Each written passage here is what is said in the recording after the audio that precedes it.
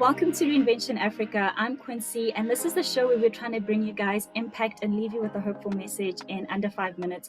Though today is really a special interview, so I doubt we'll get that 5 minutes in as I'm interviewing the co-founders and co-hosts of YP Africa podcast, Jonathan and Shaneil. Thank you both so much for joining me today. I'm so excited. You guys are the first two co-hosts I'm interviewing in Reinvention Africa. And I think, Jonathan, I'll start with you, and Shaneil, you can jump straight in after with question one, which is, what have you guys reinvented during the pandemic?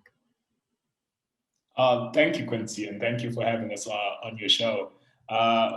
We didn't actually reinvent anything, but I think we did start a podcast during the pandemic, which I think was amazing. We started it completely virtual. I was in Australia at the time. Shaneil was in South Africa.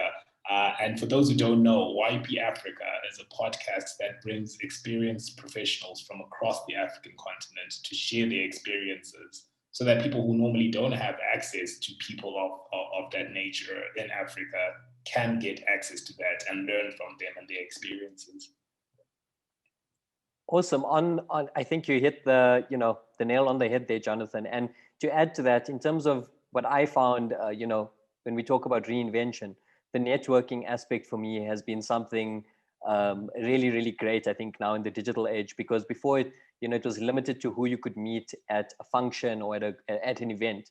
Whereas now we've been reaching out on LinkedIn, we've been reaching out on email, social media platforms. So I think it's just really the way that we network has changed, but not for the worse, definitely for the better. It's additive.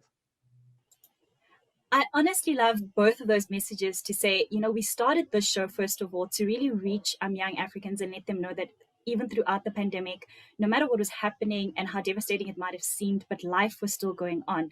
And I love the fact, Jonathan, that you're saying, we didn't reinvent anything, we created something. And look how well that creation is doing. And Shaneil, for your comment as well, I mean, the networking range right now is absolutely incredible, utilizing this online platform and experience as well. So that brings me then to question two today, which is, having said all of that, what are you guys most hopeful about, in the future or going forward? And Jonathan, we'll start again with you.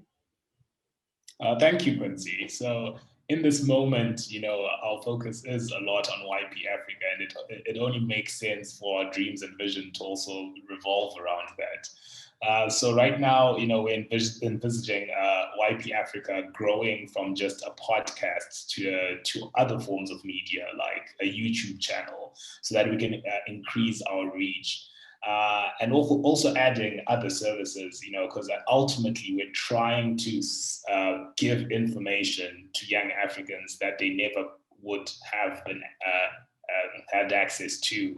So we think that's the vision, and we hope to grow towards that in the future.